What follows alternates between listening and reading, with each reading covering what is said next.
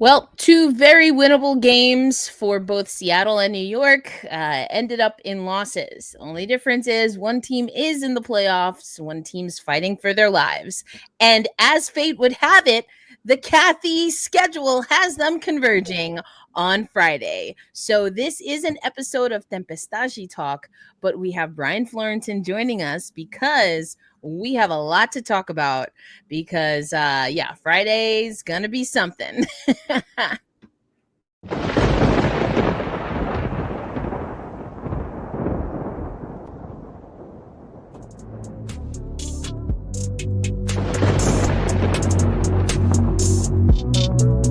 You have three people who are selfless like that, three people who are dangerously disciplined like that, and you have a coach that also embodies all of those characteristics. You can expect good basketball. I love interacting with the fans. I'm excited for them to cheer for us because it's hell when you come here.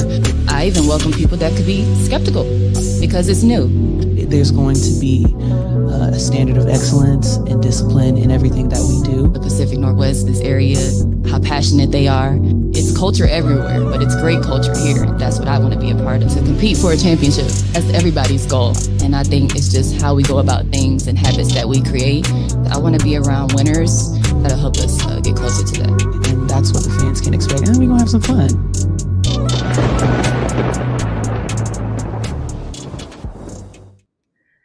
Welcome to another episode of Tempestade Talk featuring Brian Florentin. On today's episode, but Roberta Rodrigues, Erica L, Ayala, your usual hosts. And Roberta, we've been talking about this for a while, but I mean, that intro has not aged well. It's so funny because I love that intro. You know, I always vibe to it. I'm always here in the background, like rocking to it. And like today I decided that I was going to let me listen to it and reflect with the intro. And I was like, yeah, you know, something there, something must have, you know, because that's not what we're seeing. It's just not. Well, I should say we're not seeing the consistency because Exactly. for a while, for a second game in a row, the Seattle Storm looked very good from 3-point range. They did. Things were humming, things were buzzing. Let's go Hobbit first, and then Brian.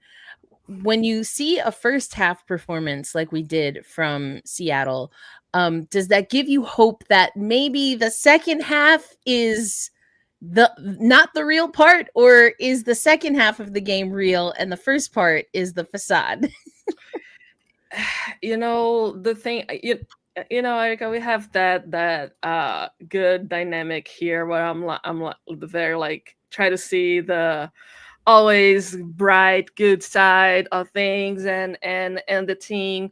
And I like to think that what we saw in the first half is what the Storm is. You know, it's the Storm to their full capacity. It's the disciplined, it's the consistent, it's what the team has wanted it to be from the go. You know, you have you saw they hit some shots in the first half. They were able to get things going, and then the third quarter comes, and it's always the effing third quarter, for better or for worse. Whether it is for them to take off and win the game or to fully go downhill, it's the third quarter. The third quarter is usually the big differentiator for the Storm. And for this game, you know, they opened a 17-point lead in the first minute of the third quarter. And then things just went downhill. It's like crazy. Yeah. I honestly don't even know what there is to say, truly. But Brian, again, want to have you chime in here. You look at this box score, and just in the first half, Nneka Ogwumike, 15 points. Ezzy Magbagor, 11 points. And then Skylar Diggins, 11 points. Looking really good. You were getting significant minutes from Dominique Malunga. And then, like Roberta said, that third quarter got really nasty. Oof. Yeah, I think the problem that sometimes happens with Seattle, like I'm thinking about for Slim, the number that stands out to me in her 1-for-6 shooting is 0 free throw attempts, and it's such a contrast from where she was in DC when she was one of the leading free throw attempts at almost 9 per game. It feels like, and I know in the Slack, a lot of Storm fans talk a lot about the bad whistle the team gets, and how they don't get as many free throws as the contact they draw and initiate would warrant. And we'll get to it on the New York side in a minute. But when your offense is cold, the best way to sort of like unspool it, put your head down, put some force in the basket, get to the free throw line. And Gosh, it feels like for both teams that, especially for Seattle, they don't really get that enough. And it seems sort of counterintuitive considering that you have Skylar, who's someone who can make it shake downhill. Slim, one of the best drivers in basketball. Nneka is always a force in the painted area. She can always draw a contact and do things like that. But it just feels like it hasn't really sort of connected in that way. And I think especially for the second half, especially all their games are going to be at home coming down the stretch. Like there's no more travel for them. Like the schedule in a weird way broke exactly right after they had their best win in about 3 years on Thursday night. boom, boom, boom, boom, boom, boom, boom, boom, boom, boom, boom, boom.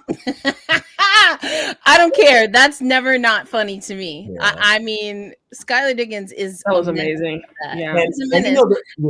Go ahead, Brian. The amazing thing about that game is that they were, I think I put in the newsletter, it was like their second biggest comeback in franchise history. Yeah. And they didn't just win by like, 2-3 points. They boat raced Minnesota. Yeah. The deeper that game went. Like, as that game progressed, Minnesota started to crumble. They were wobbly. Like Cheryl was like, we haven't played defense in months. Like Seattle pushed them in a way that teams really haven't been able to for many nights this season. And I thought after they won the game, everything's going to be at home. They took care of the first part against Chicago on the Saturday night. I'm like, okay, good. That's one. You're home the rest of the way. You guys can really sort of push your way, keep yourself in that 6th spot. And then you watch them melt down. And it's like all the progress I thought you made is just was like, as Roberta was mentioning, and Erica as well too, like, is the first half fake? Like, did that actually, is that you guys, or is it the team that just can't hold a 17-point lead in your house coming down the stretch, and you can't get shots at the rim in the final minute? Like, it's just hurried offense, like nothing good. Like, is that really you, or is the team that did the electric slide in Target Center? Is that really? I mean, first, yeah, it's wild. But before we continue, we shared this in our Slack channel. If you're not a part of our Slack community, highly recommend that. But Courtney Williams' dad, he made some points. He did make. He says, y'all dancing and cussing on our court, but y'all fighting for a playoff spot still. And he's just, and I don't have the audio on there, but he's just like, that's real interesting. I mean, that's valid. He has a valid point. Yeah, I mean, if you give it, you need to be able to take it, right? And I feel like that's who Skylar is, and that's who Courtney Williams is. That's what was fun about that game, just to see two very competitive players going back and forth. And I love the whole off the court pettiness. And Eric and I talked about here before. Just don't up to it. Don't be a little, just own up to it. You do it, you take it, you give it, you take it too. Exactly. And that's, but he's right. The Storm is fighting for a playoff spot. It's a team that has Nneka Ogwumike, Skylar Diggins, Gabby Williams, and they are fighting for a playoff spot because they can't beat Los Angeles. I mean, in fairness, and I've been saying this all season, LA, sleeping on Vegas, or excuse me, the Valkyries. And we've talked about this specifically in the Slack channel, on the podcast, Roberta, a few times, it's been like, oh, they're losing to an expansion team. They're losing to the Sparks. No. You're losing because you're not doing what it takes to win. Yes. And that's the end of it. Now there may be some exceptions at times. But look at Connecticut. Connecticut has put the hurt on teams. Washington has put the hurt on teams. And it goes back to something that we talked about on this podcast last year. Skylar Diggins, unfiltered, she didn't have literally nothing to say, and it was hilarious because like the media knew also not to even really ask her a question. Like one of the first questions was like, hey, for you, Skylar, and she just didn't look, and then the person was like, or I guess maybe you too, Nneka. Yeah, Nneka immediately. Nneka just took the question. Yeah, like someone was on there like, I'm just here so I don't get fined type stuff. Exactly. No, every time, man. Every time. There are some players who their presence itself just like demands some respect. And when it comes to Skylar, I never want to go to a press conference when like this that Skylar is after the team loses, because I know I'm gonna have to be very careful with what I ask. Well, and I mean, and it's understandable. I mean, y'all see how I get on this podcast. I can't even imagine having to ask a whole bunch of questions after a loss, especially a loss like that. But if y'all didn't see the post-game press conference, here's just a little bit from the Seattle Storm post-game. And then Brian alluded to this, but we will also get to the Liberty as we then prepare to preview Friday's matchup between two teams desperate for a win, but honestly in very different ways, and we'll talk about that. But here's the post-game press conference. Do you want to kick us off? Hey guys, Ken, like you just talked about the final minutes. Just how did that game? It felt like you guys had control of it, and just how did that game get away from you guys? I mean, I think that there were obviously some lapses in just focus, and that leading to different types of plays that didn't end the way we wanted to. I don't think that we played with the amount of, I guess, discipline and energy that we did to start the game. And so they ended up finishing it better than how they started, and we weren't able to match that.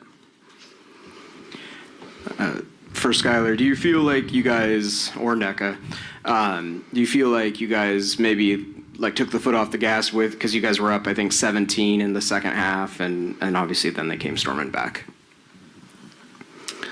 I mean, I think we relaxed, in a way. I think we relaxed in a way, and I think, we could have done better at just doing what was working. In the second half, we figured out how to kind of get stops, playing transition, and then get the ball moving. And I think the ball was kind of sticking a little bit more in the second half. The business end of the season, just the quickness in which you have to look at this, take what you can and focus on the next game. Not completely forget about it, but analyze it, look at it, and then get ready for the next one, because it's the business end of the season. Yeah, it is. Teams are fighting for their lives. Teams are fighting for home court advantage, for their spots in the playoffs. And so you have to be able to digest things and then move forward and see how you can get the next win. We did a good job of that for the most part the last couple of weeks, but there's only 2 games left, so there's no option but to win both of them and to focus on rest tomorrow, and then having New York up next. So first of all, again, Sky, the mic, if you look, it's kind of to the side. She wanted none of that. I honestly think she also looked pretty emotional. I mean, she wasn't saying anything, but I think as the questions were coming in, especially the one that was eventually redirected to Nneka, I don't know. I felt like I was seeing a lot of emotion, and I think that's understandable. Now, the playoff picture as we're recording right now has 5 teams that have clinched a playoff berth. And again, I botched that a little bit. I made some assumptions. They might not be wrong, Brian. We could talk about that. But there's 5 teams that are in, including the Liberty, who kind of, Jennifer Lawrence stumbled up for their Oscar. Back it up. It's kind of wild. But we can talk about that a little bit. But the Seattle Storm actually are in that 7 spot right now. Yeah. They are in the 7 spot behind Golden State, who got a win against New York and now is in that 6 spot right behind New York. Again, not the playoff seedings yet, but they very well could be. But the Valkyries are 7-3 in their last 10. The Seattle Storm are 6-4, and that, Roberta, I think speaks, to what Nneka was saying. Like in the past couple of weeks, there have been some good things, including getting a big win against Minnesota. But unfortunately, I guess for the Storm, they don't play Minnesota every game. They don't play Minnesota every game, and they have not been matching up well with Los Angeles. That's a big reality, especially since Cameron Brink came back. There was the game. I think there was an away game against LA, and then there was a home game against LA recently, in which the same thing happened. The Storm was able to put a good lead, and then LA took over in the third quarter and then ended up winning the game. Again, a story of the season. You get that good matchup between Cameron Brink and Dominic Malonga. It's a matchup that's very interesting to watch, but that the Storm hasn't been able to master it because they also got Rickea Jackson stepping up, and they cannot stop Rickea Jackson. The Storm just can't stop them, and neither the Erica Hemby. It seems like they don't have a response for them ever. And at this point of the league, at this point of the season, like Nneka said, it's I really like the questions that Seattle media makes, and I think it was Mas that made that last question in our video. It's the business end of the league, of the league, and Novi said that there's a sense of urgency, but to be honest, we don't see that on the court. It doesn't. They're not playing like there is a big sense of urgency because they slow down, and this is not the time to slow down. No, it's not. And I mean, just thinking about points in the paint in this game, they were doubled up, but the totals were 60 of 91 points. 60. 6-0. And we're talking about which front court? I've said that 1,000 times this season. Can someone say that instead of me? Who is in the Storm front court? Because to know that happened, like they were doubled in the paint in a team that has Ezzy, that has Dominic Malonga, that has Nneka Ogwumike. Are you kidding me? I think you add Gabby Williams to Gabby that. Williams, like you're gonna let the other team score 60 points again. It doesn't scream sense of urgency. And 34 of those points were in the second half. Yeah. It was, I mean, again, if we look at the game flow chart, I'll bring it up, but the Seattle Storm, they had the lead for a decent amount because they had swollen the lead in the first half. But then when the game got tight, I don't know, where was the fight? Ezzy is a rim protector. That's it. Well, I don't know. No, who was protecting the rim when you let a team get 60 points in the paint? And Brian, I had to come to you for this because again, we got to preview Friday, but we could be talking about the New York Liberty, I feel like, in some of what we just said. Yeah, like the thing to sort of like center it on New York now. A friend of ours, Lucas Kaplan, was making the point to me a few days ago that like a lot of their coverages on defense have really sort of like they're trying to sort of like work through it. But as we were talking about on Monday, longer season but less time to do it. Like Yes. in last night's game, they're playing JJ at the level, so that leaves the empty side is completely unobstructed. Defenses are really able to take advantage of that.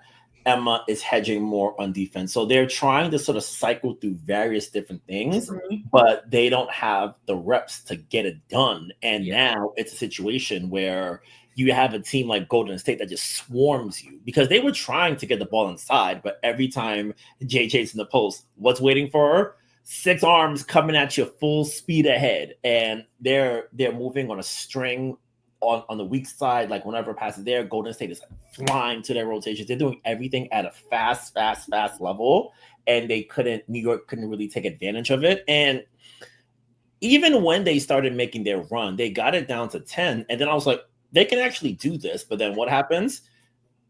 Emma blows a bunny at the rim. Tosh. They force a turnover. Tosh overthrows an open wide receiver coming down the lane. Like those, you clean those up. It's 6. That built Valhalla gets nervous. Still full of vets, but still youngish when it comes to like putting this part of the game together. Right, youngish and newish, I think. Yeah, right, newish too. Yeah, young and new, and it's hey. You got him. You got him on the ropes. Like you can get back in this. Beck Gardner she earned everyone's paycheck last night. Like did all of that, but then it's those small mistakes, and then those small mistakes add up. And I'm not at the point yet, but I'm very like, if I had to put the concern level for me, it's a strong 8 right now. Very strong 8, and as in very as in very concerned, or like 8 as in not too concerned. 8 on the very concerned scale. Okay. I think I'm at that point. I was kind of there Saturday, but like I was like, maybe it's just Phoenix. Like you guys can't do the inverted. You guys can't handle inverted pick and rolls. Whatever, fine, figure it out later. But now I'm like, the effort is there. I think it's critical to point that out because I know a lot of times, like I see on social media, Liberty fans like these teams are trying, and I'm like, no, they're trying. Like the effort is there, like they're busting their butts, but it's hey, the execution isn't. And because I think this relates to also the Seattle Storm. I don't know what's worse. Is it that the effort is there and the execution isn't there? I mean, because like these are like we were talking about with New York. It's the turnovers, it's the blown bunnies, it's the making mistakes and not communicating at the wrong inopportune times. It's not realizing sooner that you need to attack the basket. You have to force teams. And I want to get to Frank's comment here. He's talking specifically about Ezzy. Said she played horrible, didn't hustle in transition. Now that I think is something that both teams need to the hustle when you are down and when you are again, as we heard in that video, in the business part of the season. Why did the New York Liberty wait until 2 minutes left in the fourth to press when, like Brian just said, there was a chance that they could have gotten it to 6? Why did they wait? For Seattle, we didn't even see that last gasp from them. It didn't exist. No. No, and as Brian, were you done? No, go ahead. Okay. Yeah, and as Brian was making his remarks about the Liberty, I feel like the Storm is in a very similar situation, but I kind of want to tie it back to the second half of the last season when the team also had like a dip in their performance when things started going downhill. I feel like although we're having similar outcomes, it's a different story. How so? It doesn't seem to me like it's lack of effort and lack of will. It seems like it's an inability, like it seems like their legs are not catching up to their will. That's what it looks like to me. It looks But like that's like they are able. fatigue, like they're tired. Yeah, Like that's mentally, that's then manifesting to physical exhaustion. that's what it looks like to me. It's, I think that it's very easy to kind of like make that parallel. The last season, things started to fall through after the Olympic break. This season, things started to fall through after the All-Star break. But after watching every single one of their games last season and watching every single one this season, their demeanor on the court is different. You see them playing in a different way. The level of frustration is not a level of we're not trying enough. It's the level of why can't we? Because like we don't know what else to try. Yeah, because when you look at the box score, you see the Storm shot 40.6% from three. There was a big issue with the paint and rebounds. The rebounds has been a big issue the whole season. And I think it is because they ended up bringing way too many front court players. And they're asking every one of them to play outside the paint. They want their front court players to shoot the three. They are not, making their I don't even know what team we're talking about now, honestly. Like which is wild. I'm that's why I'm reacting this way, because I'm like, who are we talking? Are we talking about New York? Or are we talking about Seattle? Yeah, I'm talking about Seattle. Yeah, so it's like you see the level of frustration. And, Skylar Diggins is a very expressive player. If she was mad with the team, we would know. She would have said something. Yes, I agree. Mad at herself. I'm saying that from what I saw and from following the team, not anything that anyone said, but she looked frustrated with herself, like something was just there and it fell through her fingers. That's what I think is happening with the Storm, and I kind of want to tie it to what injury Saturday. I want to talk about that big time, especially because everyone wants to make Sky the villain. Yeah. Skylar is leaving us with a good like, oh, I love that. Like, you need young legs, and the Storm is being led by veterans. Who are the best players in the Storm right now? Skylar Diggins and Nneka Ogwumike. Those are the players who are carrying the team. Nneka was 5 of 11 from 3, and she's a post player, right? and not a player that has been, let's just say, quick to the a 5-out revolution. That's not been her game until recently, and she's looked confident. Exactly. So it's like there are two things. One, fatigue, and second, it's the identity problem. They still don't know what type of team they are. They don't know if they are, and that is reflected on this issue of you pack your team with front court players and they are not defending the paint and they are not being able to take control of that. So what is the identity of your team? What do you want your team to be known for? Because now, unfortunately, the Storm is known as the team that can't hold their leads, because that's what's been happening. I mean, and as you were talking, I was thinking about the conversation we had last time, about coaching. Now, this is where I think these two teams are in very different situations. Despite what people in our last stream forgot to get up think, I don't think Sandy Brondello's job is in jeopardy, no matter what happens for the New York Liberty this season. Like, they're in the playoffs, so and they could lose in the first round. Absolutely not ideal. And I still don't think that Sandy's job is in jeopardy.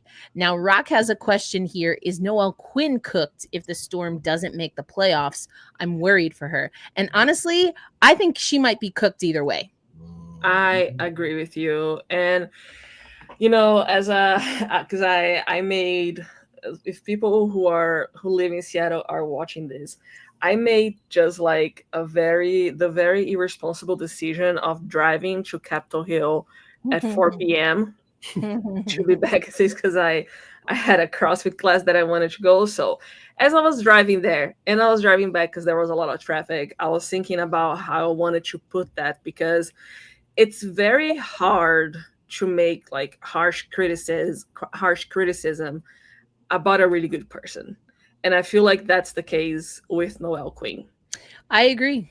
Noelle Quinn is an incredible, outstanding human being. Like she is a very special person.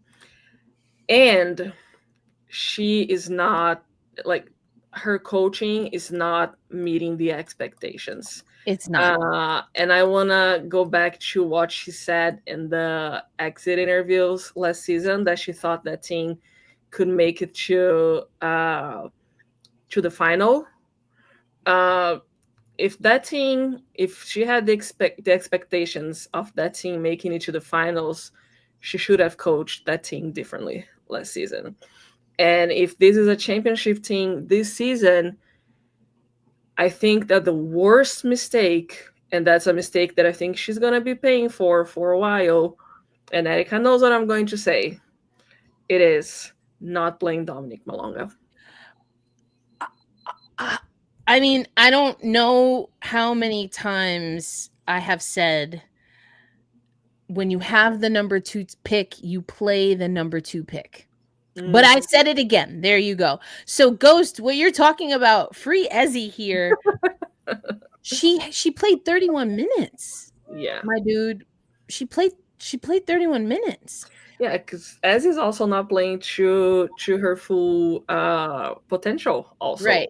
And that's what I'm saying about the fatigue. And to think that the Storm issues are with Skylar is just flat out biased. Just say you don't like her. Just say you don't like Sky. Ghost is a certified hater. Plenty of people don't like Sky. You know what? And just say that. But to make all of the Storm's problems Skylar's problems, that's cap. Can I take that for a second? Yeah, go for it. So I guess I wonder, right? Because I think last year, I guess to sort of like tie it sort of to 24 and 25 together, it feels like for Seattle, the issue was 2-guard play. Because last year, you have what we thought was the franchise player. She shot 30% from 3. This year, and now she's coming off the bench in Vegas. Yeah. And now she's back to looking like she was when she was a championship level player. Funny how life works sometimes. But she's coming off of the bench. Exactly. Yeah. And you now have to know your personnel and put them in situations. Yeah. But anyway, I'm sorry, Brian. Go ahead. No, it's good. And this year we walked in, Wheezy overshot every expectation known on the planet.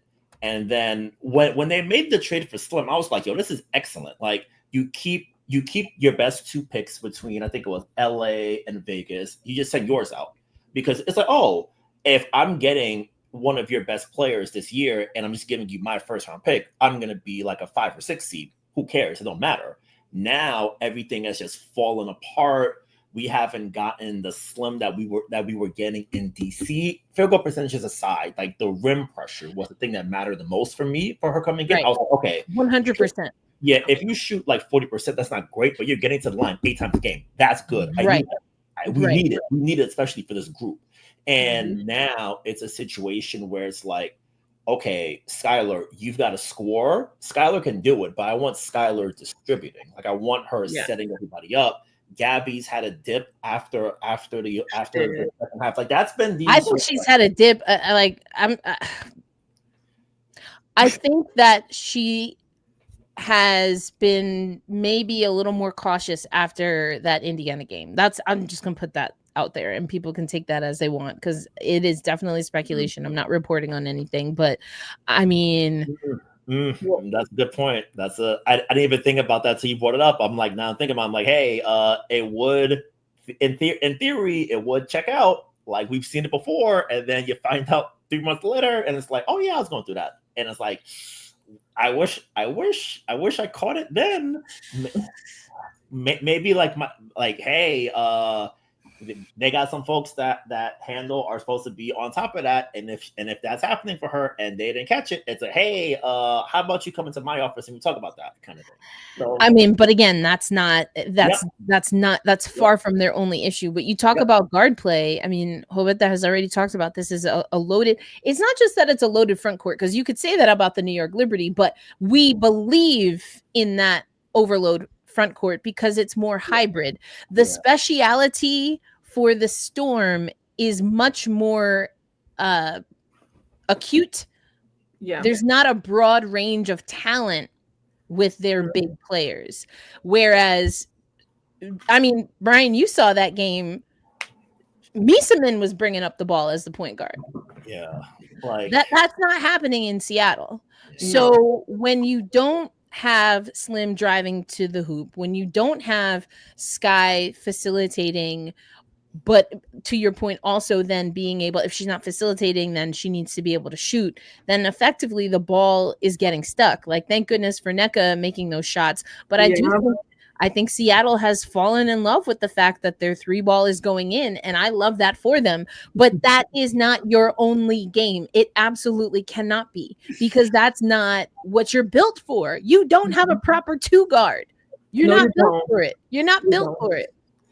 No, you don't. And it is so frustrating to see the Storm jump from,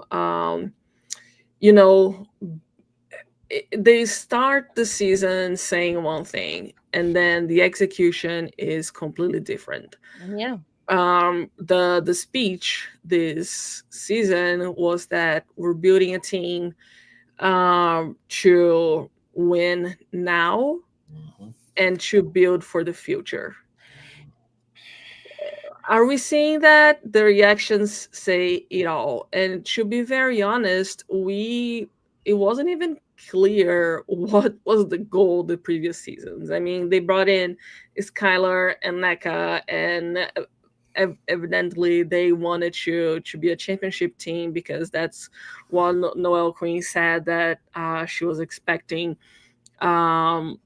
during the exit interviews. But it seems just lost. It seems like there's no leadership, and it seems like people are thinking different things at the same time, and it's not, and we're seeing that on the court. And I don't think this team, we've talked about this before, I don't know that it's built particularly well. I mean, there are parts that make a lot of sense, and then trading to get Lexi Brown and Lee Yarou on a team that already has Ezzy, that has Dom, and then apparently won't play her. This is not a young team. Nope. This is a veteran team.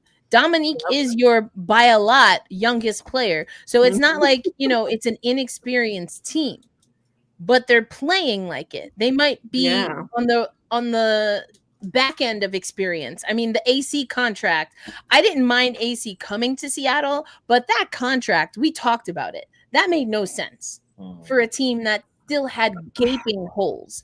And so I want to come back to this comment from Rock, because I've kind of said my piece about Horston before, but with more expansions coming, to be quite frank, so they're going to lose at least 2 players. What are the predictions for Horston and Nneka Mule? Should we prepare to see them elsewhere, or do you think they'll say goodbye to a couple currently on the roster for 2026? That's an interesting question. As far as Horston and Mule, again, I don't know what the vision is for this team. I never really understood Jordan Horston completely. For similar reasons that we're saying, why do you have so much front court talent and then you're not finding minutes for them? You're not finding a distinct role for them. It's like, well, we want to take our time and let them learn, then get players that can fill your needs then, and work that out, with whatever minutes are left, because again, you're saying you want to be a championship team. I I I don't know. I'd be okay with Horston. I'm indifferent with Nneka, not by any fault of her own. Is she a two guard? I don't think so. So in that way, given what I continually say, I don't know how she fits with, again, the very conservative minutes that she got on a struggling Seattle team last year.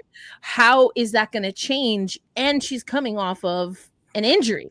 How does she make that team better? So for me, I wouldn't be surprised if they're go elsewhere.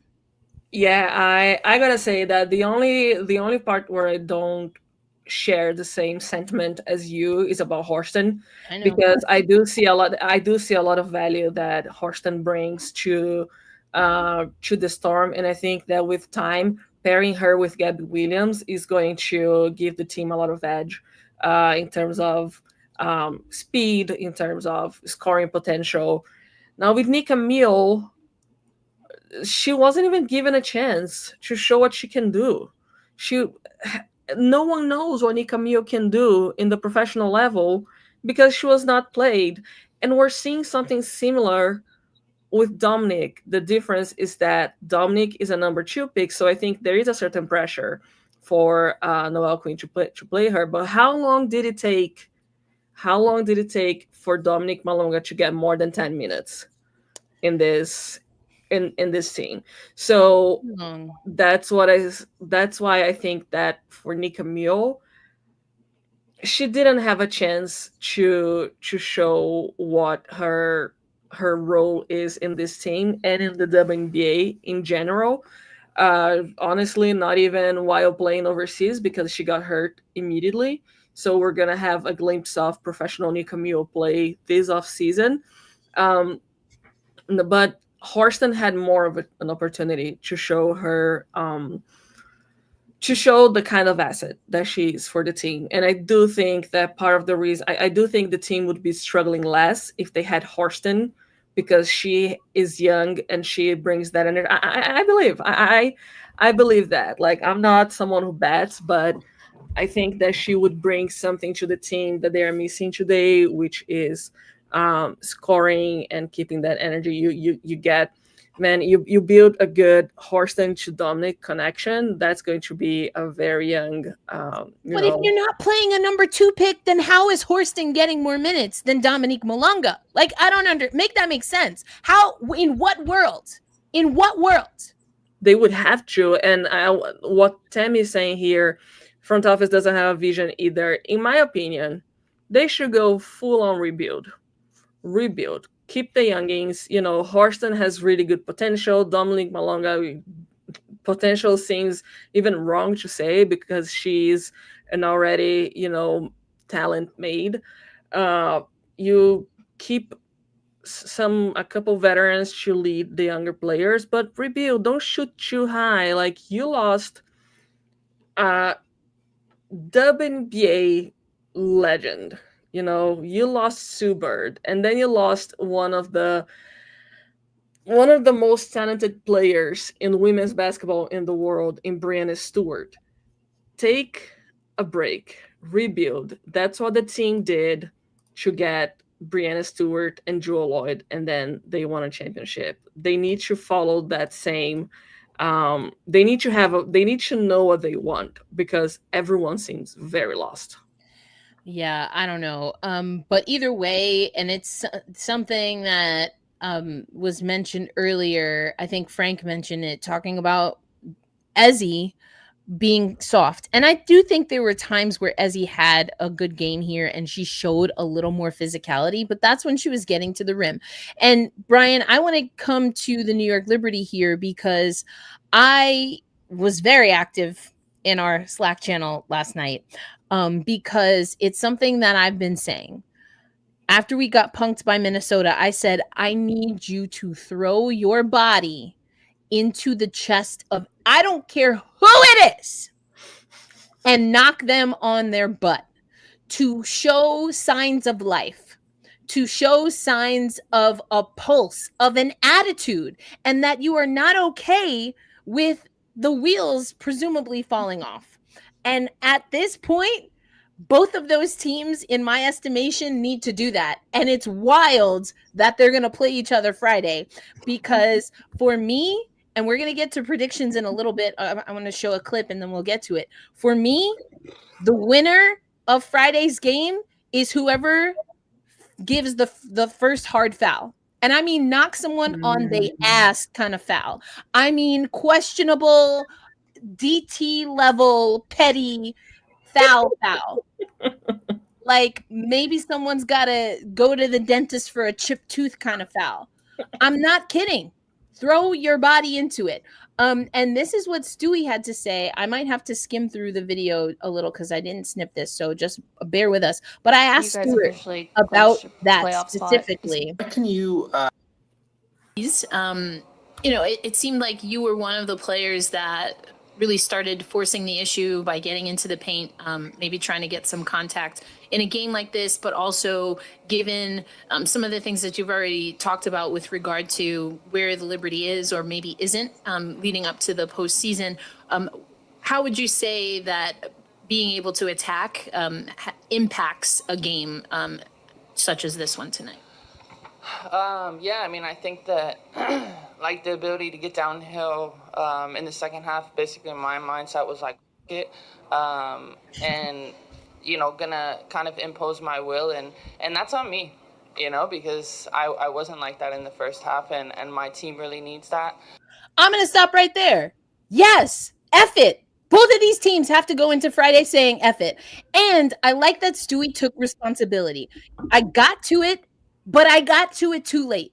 And that's how I feel about both of these teams, because I think they're playing soft. They are playing conservative. They are playing like they have another 40 games to go. Baby, this is not the MNBA. The playoffs start in a week. Yeah. In a week. Tick-tock, tick-tock, tick-tock. So, okay, anyway, I'm going to let her speak. I'm sorry. I just got excited. Oh, dang. I messed up. All right, hold on. See a game as it's Hill, some shots at Hill to scramble back and stop someone that's running full force at you, and just trying to get the ball on the rim, trying to be the aggressor and to force some action. I want to stop there because the next question that you'll hear, I'm not actually going to play the question. I'm just going to let Sandy talk. But I asked Sandy Brondello, when you see a game like that, you see a team that in the New York Liberty or perhaps the Seattle Storm can make three-pointers, but they're not necessarily falling, or the other part of the game and the paint isn't open. What is the balance that you want to see from your team, knowing that, especially going into the postseason, because again, we do know the Liberty is going, Seattle has some work to do, but what is the balancing act there? What are you asking from your team? I said, sometimes you just got to push it through the guts.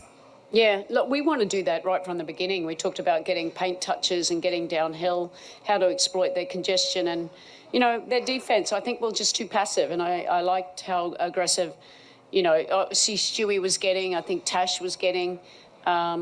You got to be the aggressor to get the calls, and that's what they did in that first half. And in the second half, we just got better here. But we need a good balance. They're a heavy congestion team, and obviously we had some shots that we could have made too, but it's just that moving the ball and then where we can get downhill, that's going to help us as we move forward. I mean, again, I think that is also what Seattle needs to be thinking about. You have players like Brian has already talked about in Slim. We know Sky can get downhill, and she needs to be like she's about to, do the electric slide on the Lynx logo. Like she needs to treat every game like that because they need it. They need it. You have to be aggressive. And that's what we saw from LA. They knew they were on the outside looking in for that game and still didn't hop into the 8 spot until after that win. But by getting that win against Seattle, they're still holding on to 9, but Indiana is starting to slip, but they're hanging on, and they're doing it because even when their shots aren't falling, even when the calls aren't going their way, even when their opponent, in the case of the other night, Seattle, is knocking down three-pointer after three-pointer after three-pointer, they still found a way to feed De'Erica Hamby the dang ball in the paint. Yep. And you were talking about the team that drives to the basket. I want to go back just like to talk about the importance of playing aggressively and not being like afraid to take fouls. Reese scored 18 points today. 18 points. She shot 4 of 12 field goals, and she was 10 for 12 from the free throw line. So she scored more from the free throw line than with field goals. And people are like, oh yeah, but she misses on purpose. No, she hustles for that ball, and she's going to take the foul. If she doesn't score, she's going to be fouled. And Eric and I have talked about the Storm is way too soft. The Storm has a soft culture. You have Skylar now, who is the team sandpaper, but you still, and Nneka is the main scorer, and Nneka is like, I want to see more of that Nneka against Louisa. Yes, who unfortunately is out for the season. I'm sorry. No, I mean, I know you didn't say that, but I just wanted to mention it. I just wanted to mention it because unfortunately, another season-ending injury in a season that has been plagued with injury. Kathy, get your life together. Like, what is she gonna wear to this year's season? Brought to you by, I don't know, Icy Hot. Yeah, Icy Hot, or I'm trying to think, what is it, Mason Franciscan or whatever, Franciscan Mason, Aragon, something like that. Yeah, so like the Storm plays very soft. They play very soft, and we've seen that. Tammy is talking about Ezzy. Ezzy has always been a soft, calm player. She and Noelle Queen is a soft calm player, but the Dub and Gay is not. Again, just say you don't like Skylar. You don't have to make things up. Just say, I don't like Skylar. I don't like Skylar. I don't like Skylar. Every one of your comments should just be, I don't like Skylar. But now you're making things up. I feel like both does saying things. No, I know that, and me. I call trolls out. I don't give a dang. I do it on our Liberty. We got one in the Liberty chat too. But you know what? He shows up all the time. And I spat. I don't believe in fake news. I don't believe in that stuff. Like, nobody said that, and that's not what's happening. But anyway, I digress. No. And I feel like, honestly, there should be a little bit of Skylar Diggins in every player. I'm not gonna lie to you. Like, everyone should have at least a little bit of Skylar in that. And I'll be honest, not everyone has what it takes to have in them what Skylar has in herself, because it takes a lot of responsibility, and she is showing up for the team. She is, being one of the most consistent players in the team. I think that there isn't enough help. I think that the legs are not catching up, and it's not. I grew up with a ton of these fakies. Storm will never get a chip with her around. I don't know. I think that it's the same thing that people talk about Tina Charles. Like, I think 100%.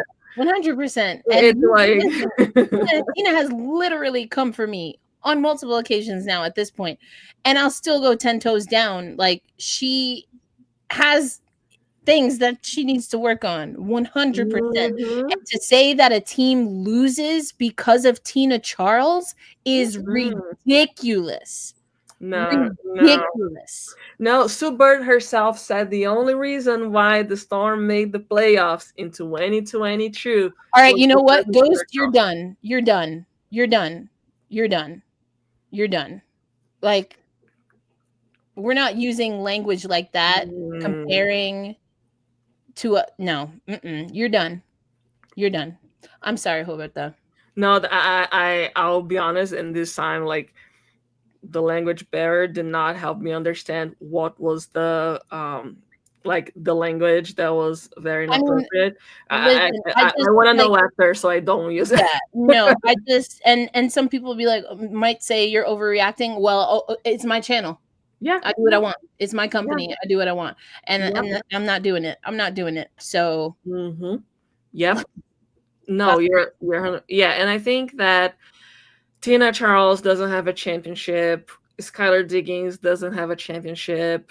Becky Hammond doesn't have a championship as a player. I don't think that it has to do with, but of course, Becky Hammond is a very different player from, in terms of personality from the both of them. But great players also don't win championships, you know. And I think that putting that on Tina Charles, putting that on Skylar is not. I don't think the Storm's issue is just one. I don't think their problem is a player. I think their problem is just full on organization mentality and how they have to figure out what they want, even if that means losing for 1-2 seasons. Because you see the Dallas Wings sucking.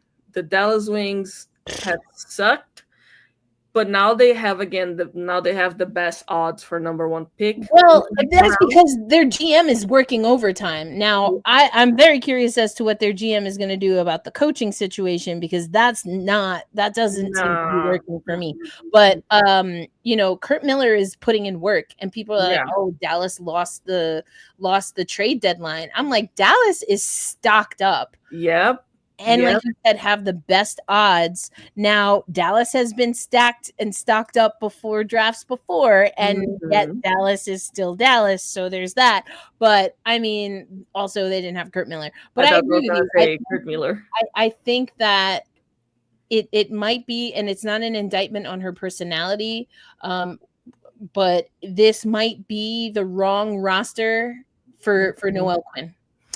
I just and you know, it's just not working out. There's a stagnation there that's just not going to cut it. And if Noelle Quinn stays, then to me that signifies that the organization then decided to make a change in the front office. But both, it's got to be at least one, maybe both. I don't know, to your point, but this just doesn't make sense to me. But I want to come back to Friday.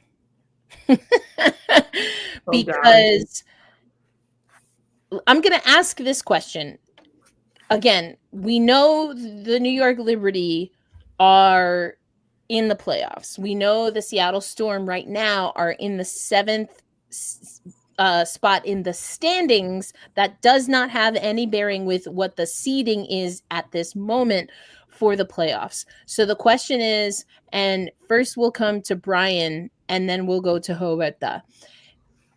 Is this a must-win game for the team that you represent, New York? For you, Brian, of course, Roberta will take Seattle. Is Friday a must-win game, yes or no? And explain why. I'm going to say yes. And I'm going to say yes because I'm going to operate under the assumption that everyone's going to be dressed on Friday. Niara warmed up on Tuesday night. Sabrina, in theory, should be back by then. So Friday should give the group a chance to sort of see their entire operation working in full harmony. And I think for New York, like the vibes around the team right now, like they're working really hard, but it all feels so depressed in a lot of ways. They're frustrated that they can't win. They're not able to sort of execute the way they want to. You see the frustration play out on the court. When they make their mistakes, they're sort of beating themselves up a little bit. You see Sandy getting a little bit more frustrated. So I think for the group, they're all in a space where they need a win in the worst way. And especially considering they've been sort of backing up into the postseason as compared to sort of like pushing their way forward instead. It creates a lot more pressure on them. And I think a win Friday sort of helps settle them down, gets them back in. Oops, my bad, Brian. Oh, I'm back. Yeah, so, I was saying that like I gave you the Roberta treatment. Yeah, I was gonna say you did that. I think a win sort of gets them back on the right track. They fly back home for a game on Tuesday night, and they feel a little bit better about themselves. Because I think even the best teams, like when you lose repeatedly, especially losing on the road, because they're very good at home, but they've been terrible on the road this year, which is another underappreciated problem of the past 2 months for them in particular. Yeah. Like they're really bad on the road, and they're going to need to get a road win in the worst way, because their path is going to go through the entire. Their path is going to be a road path this year. It's not you're not the one seed. The deciding game is not going to be in your building. You're going to have to travel a lot more this year, and I think a win sort of helps sort of like censor their nerves a bit, gets them back to where they want to be, gets them settled in, gets the entire group a full chance to sort of like play together for the first time in a while. You get to really sort of like start to finally iron out what a playoff rotation would look like, because this is going to be a playoff type game for both teams. So you're going to need that. You're going to need those reps like right now, and you've got to sort of get it. You got to get it together like now, so you can really be ready for when things tip off in the 14th. But if not, I think if another loss here adds even more frustration to their plate, and it's really just going to like dour the mood even more, and sort of make pulling themselves out of this rut just a little bit more challenging. Yep. I think you made a lot of good points. Also, Eagles brother, first, hey, hello. Also, we'll get to your comment about the Atlanta Phoenix route. And then Tammy as well. Good to see you back here. I want to come back to your comment as well. But first, Howard, the same question to you. Is this a must win for Seattle? I think we kind of all know the answer, but still want to ask it to you. Why or why not? Because it might be what gets them to the playoffs, to still have chances for the playoffs or not. If they lose that game, it's their last chance to have full control over what they need to make to the playoffs. It's their last game of the season. The Valkyries have games, LA has games, Indiana has games. Seattle had three games to close this final stretch.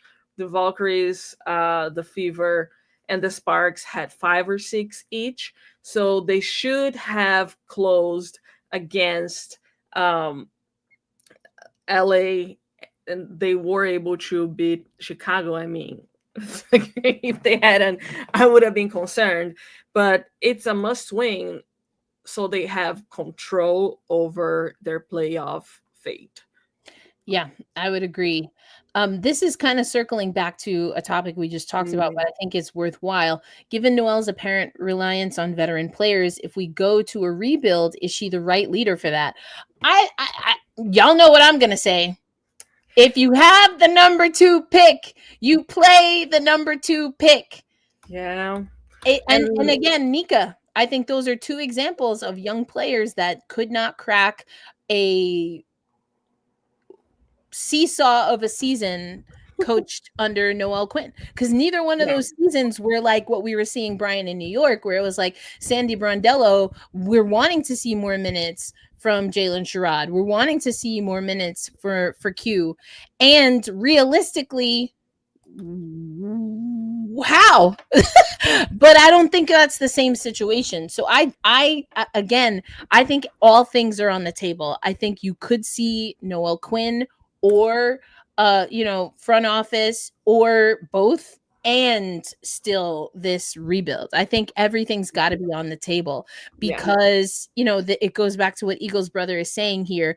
Atlanta and Phoenix, they made very strategic, especially with Phoenix, they made their coaching change first, and then once Taurasi retired, that also then opened up, which actually Atlanta was the beneficiary, and to some degree in that, that changed their roster once DT retired. But Nate Tibbetts had to go through a tough season. I think we're probably more the Atlanta route, where Atlanta,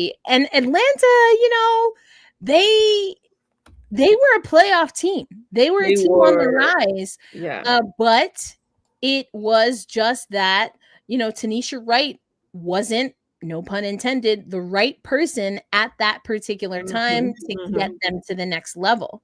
Carl Semesco, who I think is top, really, honestly, probably 2 for coach of the year, in my opinion. He's my choice. Yeah, I mean, I've talked about this before. I think that anyway, we'll talk about that for sure again. But there are needed changes, and we talked about this last year because I thought Noel Quinn, with all the coaching changes we were seeing, I thought, wow, all right, Seattle might follow the Joneses on this one. They didn't, and I was okay with that decision. Now another season, some of the coaching changes working out for teams, some of them not working out. Chicago, Dallas. We are going to talk about Chicago. I don't want to leave here before I get your thoughts on what's happening in Chicago. But I think Seattle has no choice. They have to make a big change, and they might want to stick with Noel Quinn. If that happens, then they better make dang sure that whatever changes they make are giving her the unfailable deck, the unfailable hand, because she cannot have another season like the last 2. Okay, so let's do it this way. We'll do the predictions, and then I do want to talk about what Angel Reese said in Chicago, just because that's a big WNBA story. And I think if you don't like Skylar, and you're okay with some of the things that Angel said, more so not what she said, how she said it, then I'm gonna need you to answer for that. Except for the person who is not in the comments anymore, because there's only so much. That's didn't like that last comment at all. That was not cool. Anyway, you know how we do. We remix it. Not who you think is gonna win, but you'll hold it down for your city. We'll start with Brian. The visiting team, Brian, will win on Friday night if they win. If they get at least 18 free throw attempts, I think.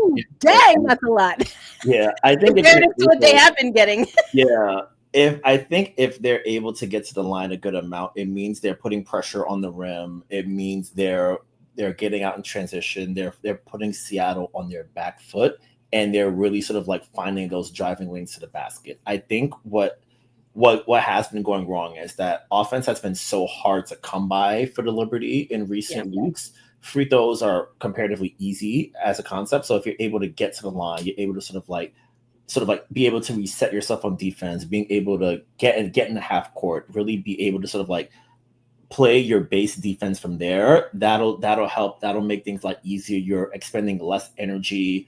And if they're able to get to the line, I think it'll really allow them to sort of settle themselves down and then be able to really sort of play the game they want to. Yeah, 100%. Steven saying, who needs to win more, Liberty or Storm? For confidence, beating the champions always feels better, so I think the Storm. For locker room morale, Liberty need to win big. And I think both are very valid, right? Which makes this Friday game very interesting. Of course, for our purposes here at Black Rosie Media, you're listening to Tempestade Talk. We keep a local eye on the Seattle Storm, but also Brian is our host over at Gotta Get Up, a podcast for New York Liberty fans, both brought to you by Black Rosie Media. But Roberta, it is your time to take this one. The home team, the Seattle Storm, will win Friday night if...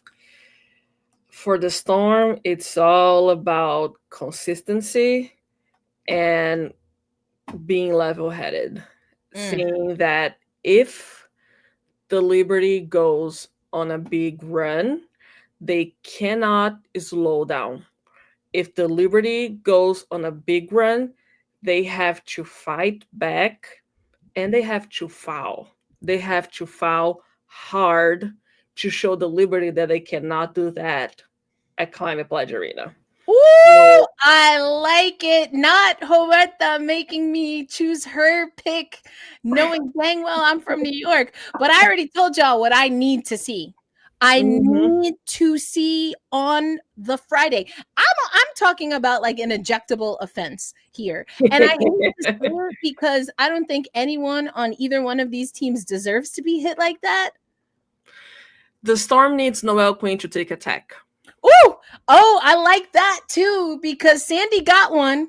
We talked about this. I forget, was it you and I about that? But I know one of us, or was it you? I know we had talked about the two coaches with the fewest techs are playing on Friday night. Yeah, I think Noel Quinn needs to take attack. She needs to storm on that court and tell the referee needs to curse all of the generations of that referee. Yeah, ooh, I like that. I'm here for the chaos. I'm so here for the chaos. Like I said, I'm here for the chaos, and I'm here to players owning up to bringing the chaos. I love that. Like, I absolutely love that. You know what came across? Come on, like that's so fun. Listen, I don't know that I've ever seen Skylar Diggins play basketball in a braid. I know off the court she has braided her hair, but I need Skylar Diggins to have a long center high braid in her hair, because we don't do by we, I mean the New York Liberty. I signed a contract with them for 45 whole minutes in the training camp. Thank you very much. Yeah, so I feel like I can still say we. The New York Liberty don't do the electric slide after games, Brian, but I think the most iconic thing representing their organization has to be Ellie the Elephant. So I'm taking for Seattle, I need Sky to show up with a long, tight braid in her hair. I hear what you're saying, Eagles brother, but hear me out on this one. Hear me out. If she shows up with a slick back, high tight braid, knowing that when Seattle wins, that she gonna whip that thing back and forth, and then boom, stomp. I want to see it. Like, these are the levels of petty that I need to see from these two teams to, again, show me that they still have a pulse. And sometimes if you watch The Last Dance, this is what Michael Jordan, outside of his basketball skill, this man could have a career on psychological warfare. He was a terrorizer. Kobe, the same thing. They terrorized even themselves to get their mind and their psyche to an unrealistic place so that they could then physically dominate with reckless abandon. Mm-hmm. I need for Skylar Diggins and company to act like someone stole Seven's toys and they're in the New York Liberty locker room. And on the other side, I'm gonna need someone to take Stewie's Labubu's away. I need y'all to be like, and then we took and then we took exception to that. I need y'all to have the most unhinged whiteboard material when we get to half court for tip off. Like, I need it because that is the level that I need to see from these two teams, that even if it's manufactured, they can elevate their stank level to a level that is going to be required to, as Jonquel Jones has said, thug out wins. And sometimes you got to thug out a win, even if you're only thugging out yourself. But both of these teams need a win real bad for different reasons. And I think you could say the urgency has to be for Seattle because they don't have a little X next to their team name right now. They don't have one of those. New York does. But I don't know. I let y'all do this team is going to win if. I need this game to be knocked down, drag out. Somebody's going to have a busted nose, black eye, bloody nose, at least 2 technical fouls. Like, I want it to be disgusting in the most respectful way. So Steven's comment made me think that perhaps Skylar should show up in a Stu York cap.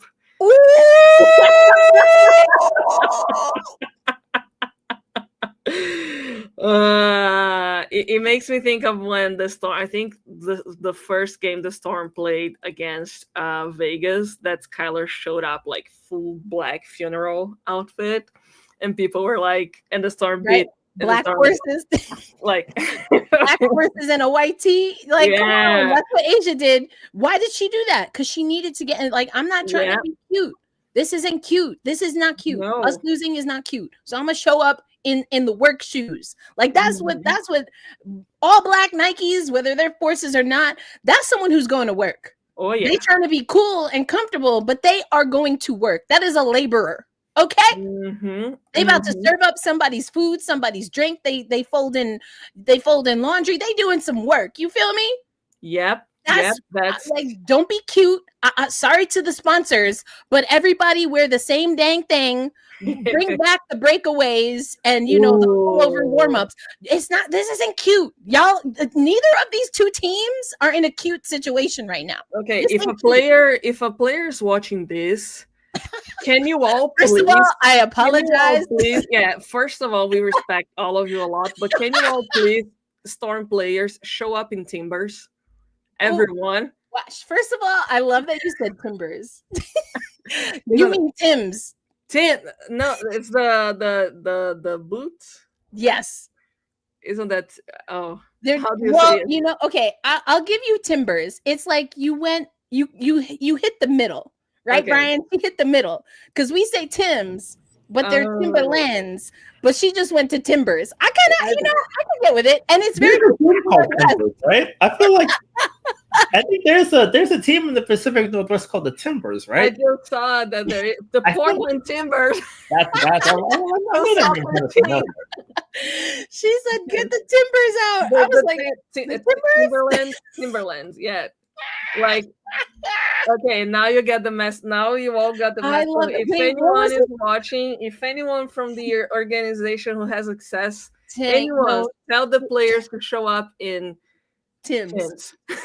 If Sky showed up in Tim's, I've said this before, like growing up in New York and watching a lot of UConn basketball, I couldn't stand Skylar Diggins. I couldn't stand her. I was like, yo, please somebody knock her on her ass. Please somebody. She would terrorize UConn. And I hated it because it was my team, but also like I respected it. it. To this day. Like, like she gets on my dang nerves the way she plays, but that's how you're supposed to play. Yeah. And I respect the hell out of it. I'm just mad. But I know it's good and it's not hate. It's just deep love. For my team that she's terrorizing. That's like the highest level of respect. You know what I'm saying? Yeah. Like, I have so many ideas. If Sky shows up in Tim's, Brian, I feel like two things are going to happen. First of all, Erica's tapping all the way out. I have to separate myself from my own body because there ain't no way. If she showed up in Tim's, I would be like, yo, Skylar is the greatest menace I've ever known, and I'm just so grateful that I'm living in this timeline. Yeah, there's also a part of me as a New Yorker that would be like, "Oh, really? Oh, really?" And I'd be like, boop, boop, boop, boop, boop, boop, boop. Brian Flannery, y'all see that? Okay, put it up on the whiteboard. I'm just saying, handle y'all business. I know you got a game to play, but I just, cause girl, let me tell you, like, I'll be on my Cardi B. Well, mama said, I'd be like, boop, boop, boop, boop. Y'all saw that? Okay, I'm just making sure y'all do what you got to do. And then I'm letting it happen.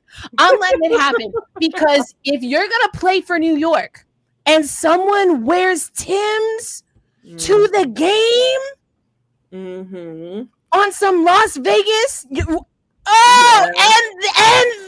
we have that Vegas troll New York, oh my goodness, oh my god, like I want this. Please, somebody do that. Like I don't, because again, I have to separate myself from my own body.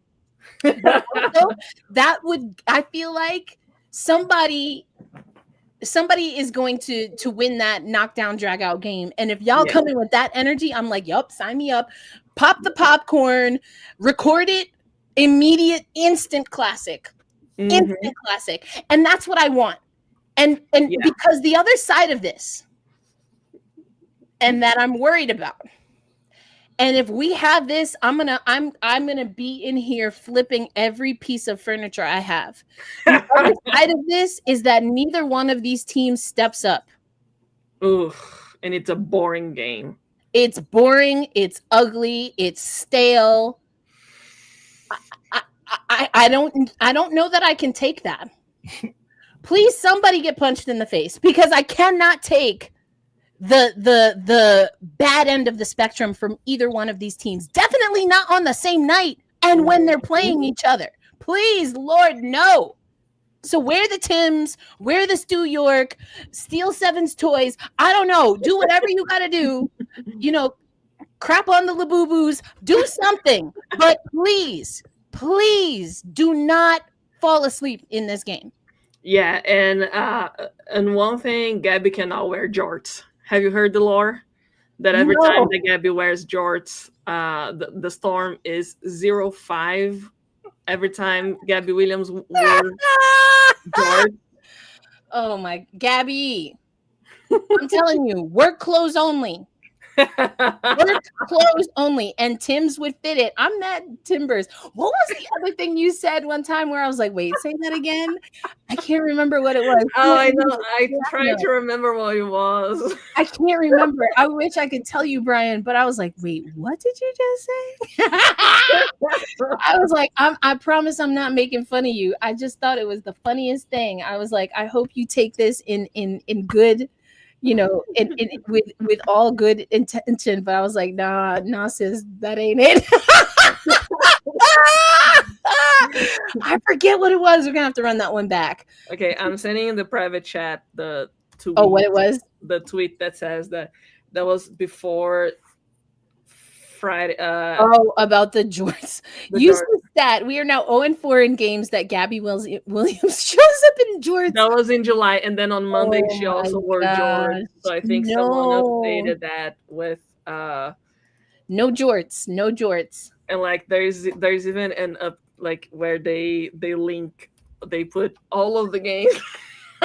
And Storm fans are funny. I love it. I love it. Funny.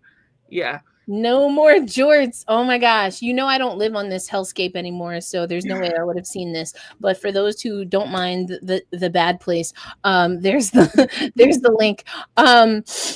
Oh gosh. Timbers, they really should be in the Pacific Northwest. Timberlands are now called Timbers. You're very welcome. You heard it here first on Tempestade Talk. I feel like it fits, honestly. It really does fit. You could wear them at the fish market. You could wear them on the hike. Yep, you could wear them to Climate Pledge Arena if there's an ice hockey game. You could wear them to Climate Pledge Arena if there's a basketball game. I mean, it's really versatile. You could wear it for the 80% of the time it's raining outside. Just make sure you treat them first. If you don't have, like, if you got the OGs, Brian know what I'm talking about. You got to make sure you treat them. You know what I'm saying? Like, because you can wear the Tims outside in the rain, but not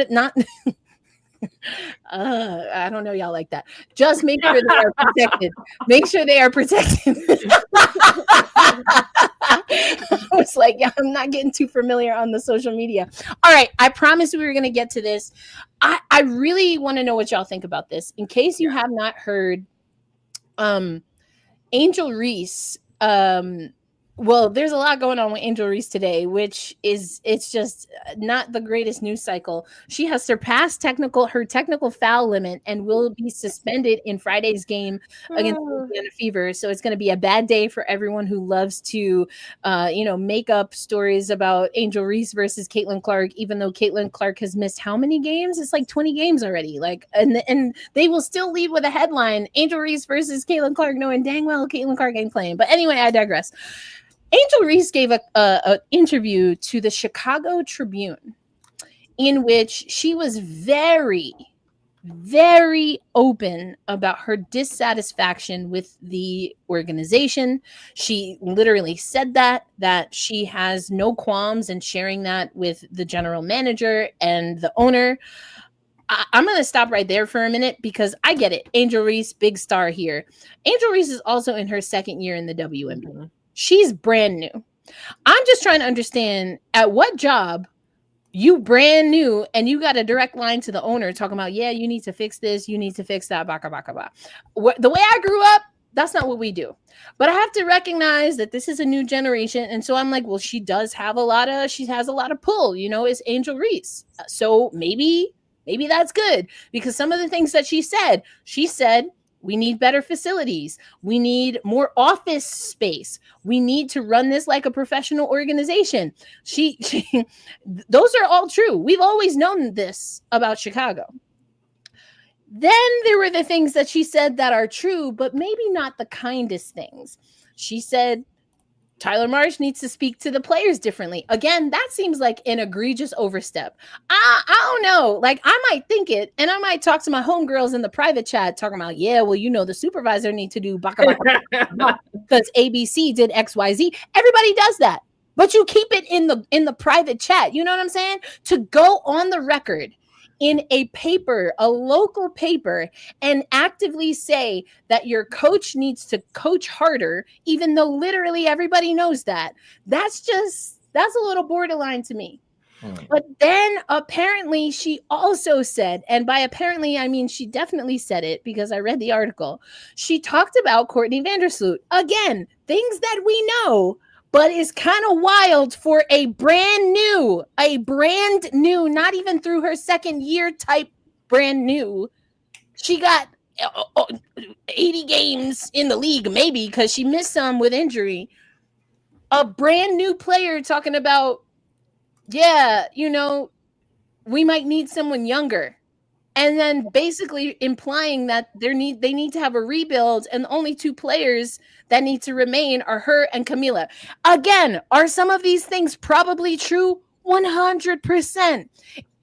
I don't know. Am I wrong? This just is a wild thing on the level of professionalism. I feel like this is a wild thing, Brian, for an athlete to openly say.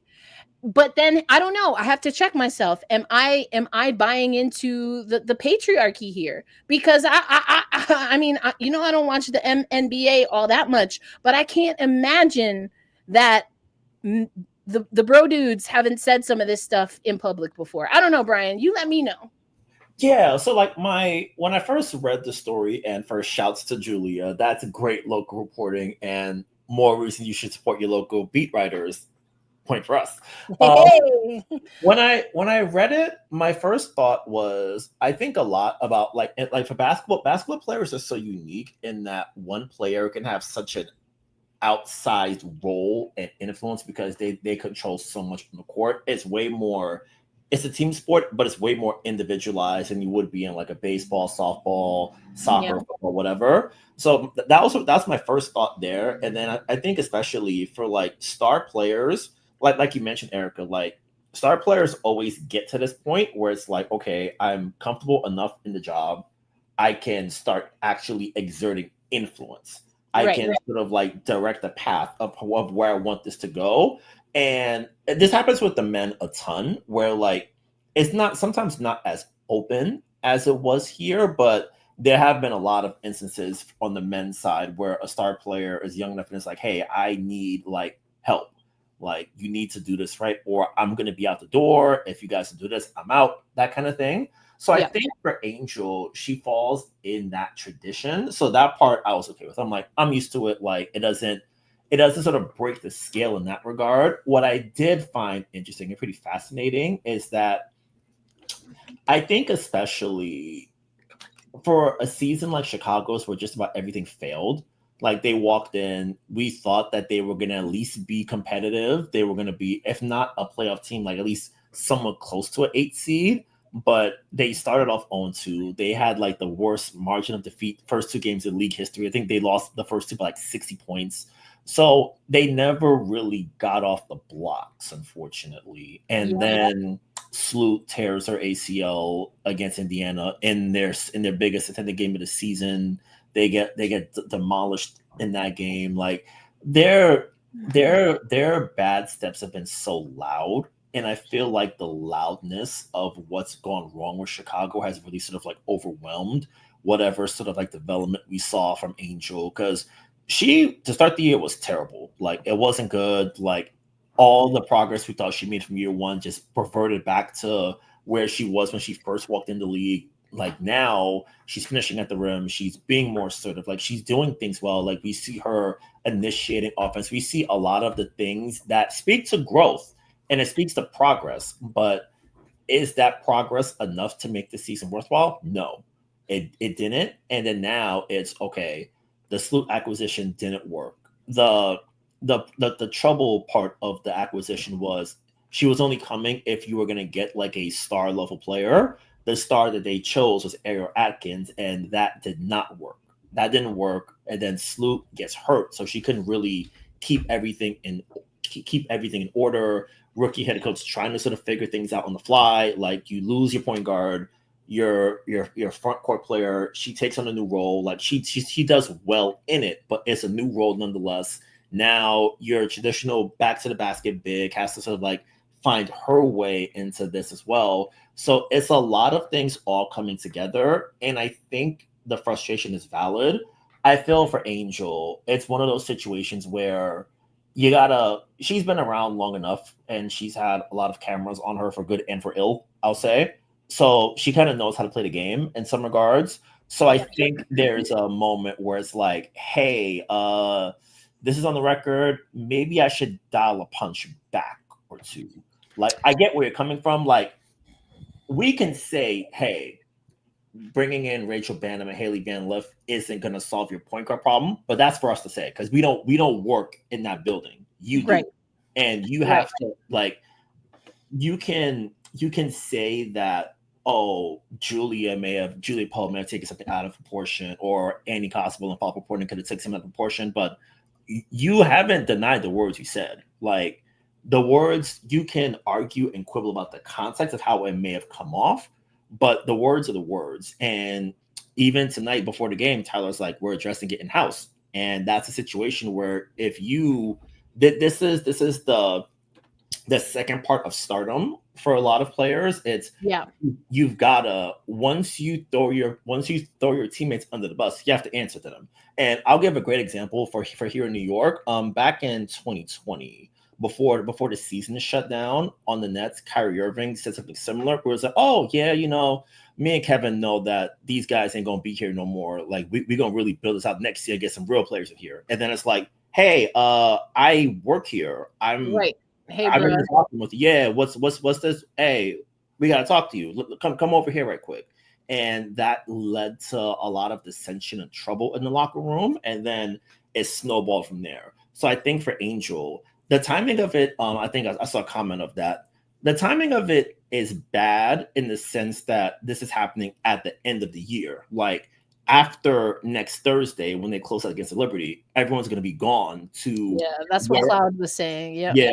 That's not Josh Cloud, but in the comments, Cloud, just to be clear.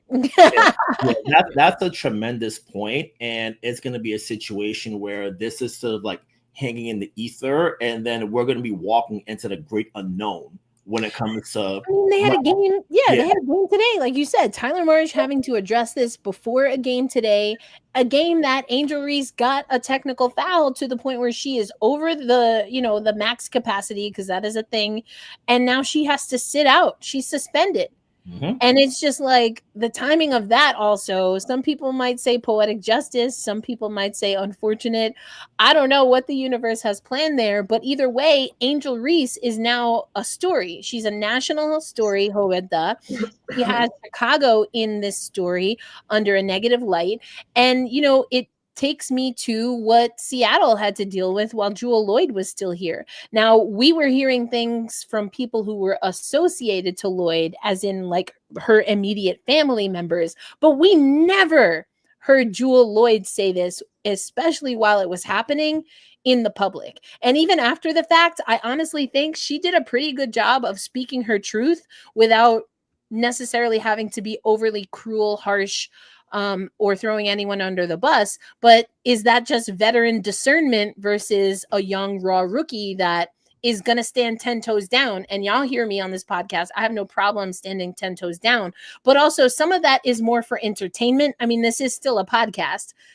I knew that I wanted to talk to the New York Liberty last night, Brian, about, are y'all going to get your ass in the paint Is that what I asked Stewie, though? No, I framed the question in a way where I could challenge her in a way that she would receive and that she would give her answer and not the answer that I was looking for. That's the difference. And I don't know if you still hear Ghost, because you certainly ain't coming in the comments. But yeah, that's because I know a little thing about journalism. See, because there I just did it. I'm petty. I'm petty on petty on petty. And I'm a clap back. And I do that. I understand that. But there's also a level of discernment that I think was maybe missing. Yeah, I think that there are a couple things that can be true here. The things that Andrew Reese said are not lies about the They're Sky not. and about the organization and about, how the coach could take things. What she said about Courtney Vandersloot is also not necessarily a bad thing, because she said that she'll be a great asset for them, but they can't rely on that because she's a player more on the older side. So I think what she meant is that you can rely that she's going to be back. Well, and I think again, as there are two people here that covered Courtney Vandersloot in New York when she won a championship, which apparently Angel Reese didn't know about. I don't know, because there's some questions or quotes that allude to there not being enough championship pedigree. Ariel Atkins has won a championship. Courtney Vandersloot got one, including in Chicago. What are we talking about? So, there was some disconnect also, I think, or not enough fact checking, or again, like, I don't know. There was some things that were a little rough. She did speak in the post-game presser today that she did say that she's frustrated with the way that she said things, and that she could have worded things in a better way. And she said that some of the quotes were misconstructed. She said that at the end of the press conference. I'll be That's honest. what Kelsey Plum said about New York. I'll be honest with you. I think that Andrew Reese, just like Skylar Diggins, is a very easy target for people to find ways to make what they say be really bad and seem like disrespectful. I think they are two players who are always are always going to see them on that way. There is there's something that Andrew Reed said, that we can't settle for what we have this year. I don't think she's talking about players necessarily, but for what happened, for how the team is playing. But it does sound like she's saying that the players are like what they have. I think that, and I just want to add, if she said this to her teammates or even to her coach, if you keep it in the house, I don't know. I agree with both of y'all. I don't think what she said is categorically wrong. I mean, there were some facts maybe that perhaps got out of, but the sentiment of what she is saying, everyone should be able to identify that these things are happening in Chicago. The challenge here is, I do think she's the right type of person to say to bring some of these issues to light. Mm-hmm. Should she have done it in the middle of this, or not? It's not the middle of the season. Should she have done it when the season is already far gone, or is this an off-season thing? Because now it's a distraction, right? Now it's a distraction. So I think there's that piece of it. Their season is done anyways. They're not going anywhere. I think that there's a lot. Here's the thing. I think that, like what Brian said earlier, there have been younger players in the NBA who have made requests publicly and have said things publicly that people turned their nose, but they were right. I also think that, and again, I always try to look at that other side of the WNBA too. Andrew Reese is coming from a completely different type of stardom that the WNBA has had. Andrew Reese, Caitlin Clark, Paige Beckers, they are all players who, even though they are rookies, like they are new in the league, they have leverage that they have against for the league. So I think that she could have worded things in a different way. I also see that the article said that Reese is fixated on free agency, and she says that if things continue going wrong, I am going to peace out, because I'm not going to settle. So I'm not settling for the same we did this year, and that's a player who wants to win. Reese is not known for speaking badly against her teammates. She has always been very she has always defended Camila Cardoso, who has been a target of Sky fans when she was not doing very well. I think that she could have worded things differently. I do think that, and I cannot help but also think that a lot of the extra criticism, a lot of the she's being disrespectful, has to do with her history, with how people 100%. perceive her. I'll be honest with you. I think that more players should stand on business like that. And I think that more players should speak more freely. I choose Courtney Vandersloot. I do think that she was a little disrespectful. I do think that she could have said things better about Courtney Vandersloot. But she's not wrong about the things she's saying. She's not wrong. And that's why I don't find it disrespectful. I think she's not wrong. And we're talking about, hold on. We certainly didn't say anything about disrespect. I hear what you're saying, but I want to put this out there.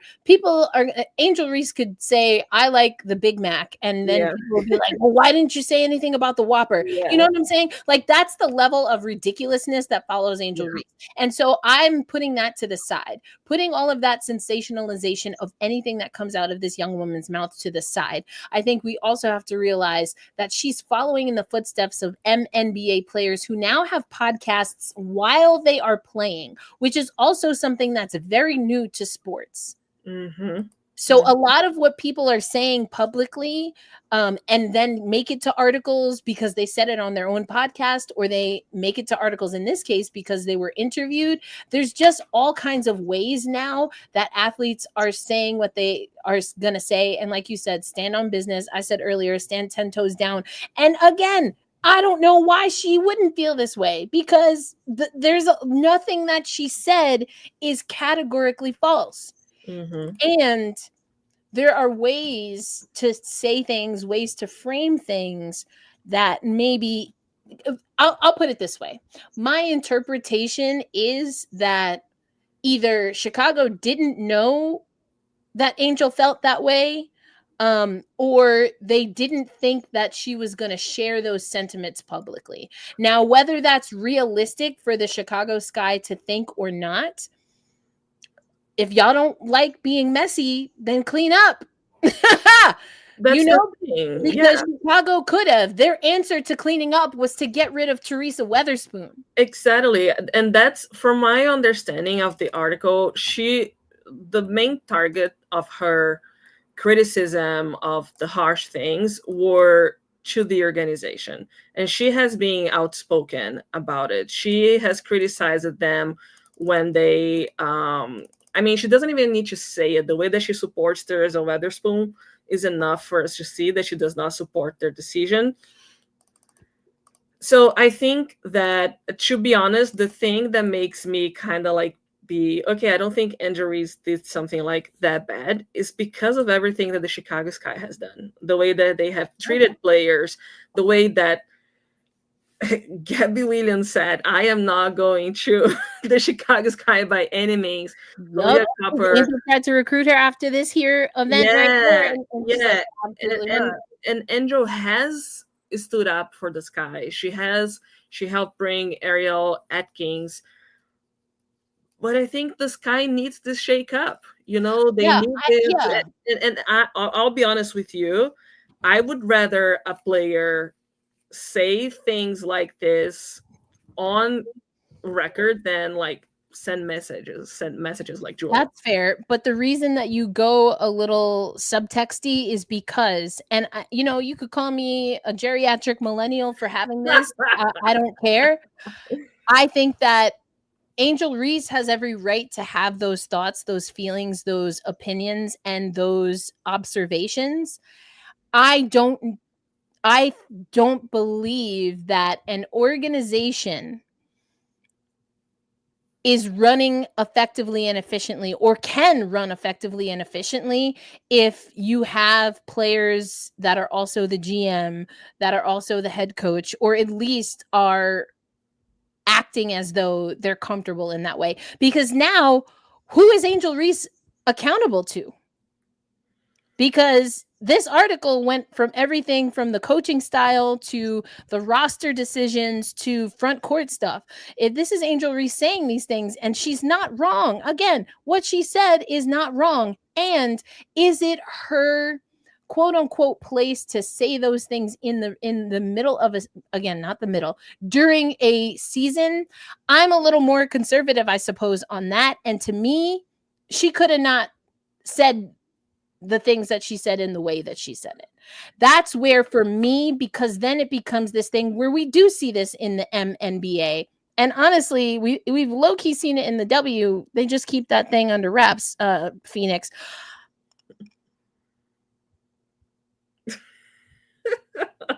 maybe Seattle. Yeah, because maybe Seattle. I mean, because we know those two are friends. If you know who I'm talking about, then you know. Yeah, that's what I was thinking. Because like, I don't know if you remember that.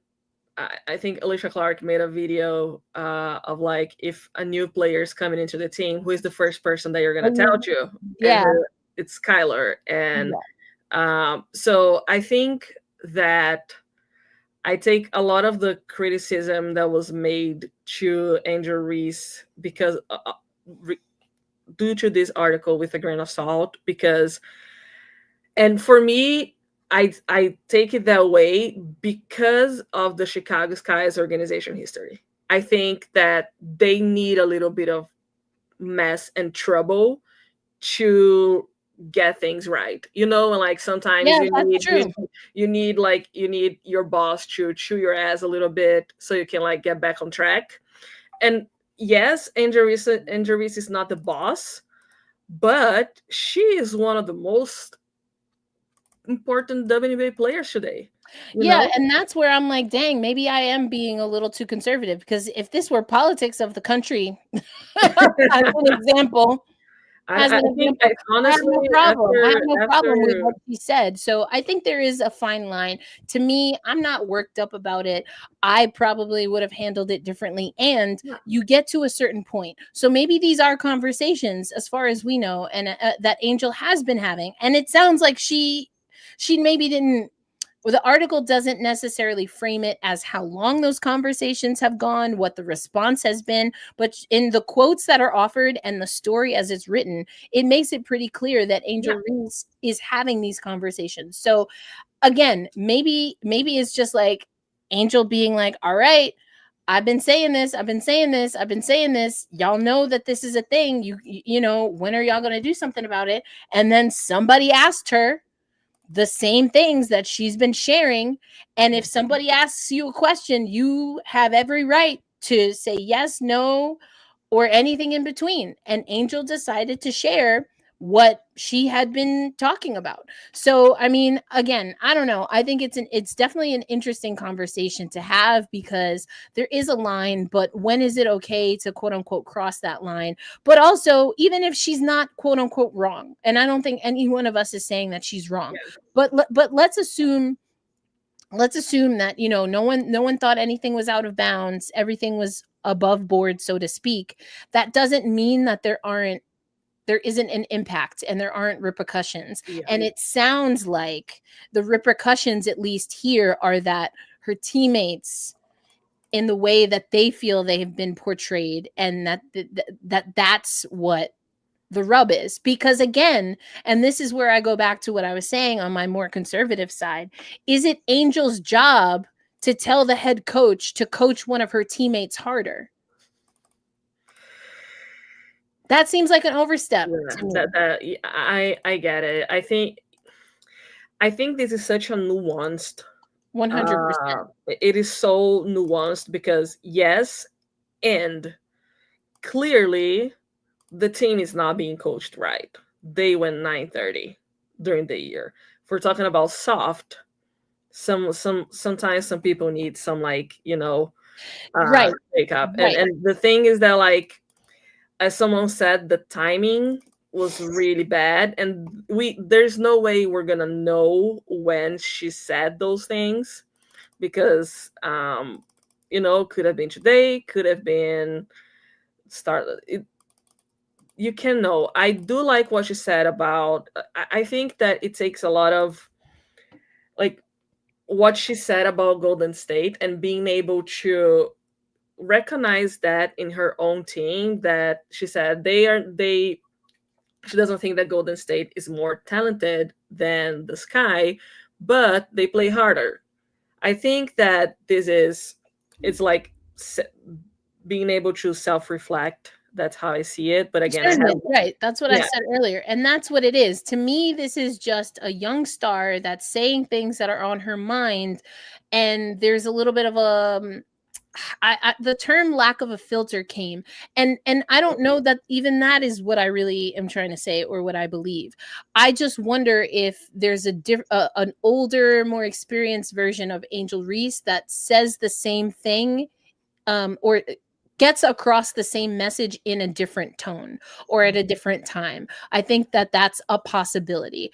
But again, I don't know. I know there was a question about, like, when was she asked these questions? I have been trying to look that up. I don't know if Julia, I don't remember if she tags it with, like, last Wednesday or June, whatever. I don't remember if she tagged it with a date or something. But the article did come out now, and does it matter when she said it? Yeah. If she said this back in May and the article's coming out now versus she was asked 2 days ago, maybe that matters a little bit more. I don't know. I think it's interesting, but Chicago is a mess. And I guess another thing is, I don't always take this advice, but but I remember someone was like, before you say something, you should think about a few things. First of all, think, does this need to be said? And then the second question you should ask yourself is, am I the person who should say it? And I think that's maybe where absolutely what Angel said has been said by not just Angel and not just this season. Mm-hmm. I think where I get a little bit stuck is if she was the right person to say this at this particular, maybe adding a third question at this particular time, going back to what Cloud said. That's, I think, for me, I'm not mad, and I'm just like, maybe there's another timeline where this was handled a little differently. But, Angel will learn from this. And I think, Brian, you said it right. Having to go into that locker room and then answer to how your teammates took that. I think that's where the lesson is. Not necessarily that she's going to, scale back what she said.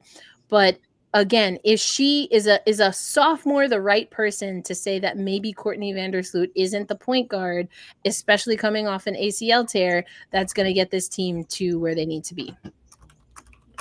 Yeah, it's one of those things where I think about basketball being a people business all the time when it comes to, like, GMs putting rosters together, but the interpersonal part for players matters just as much, if not more. So the people business part really shines through there when you're on record with a critique that's fair or not, but you're saying it out loud for the whole world to hear. Like, you can have that thought, but, like, I think we say it all the time. Like, you can sort of, like, think something, but when it comes out, it no longer belongs to you. It belongs to the world.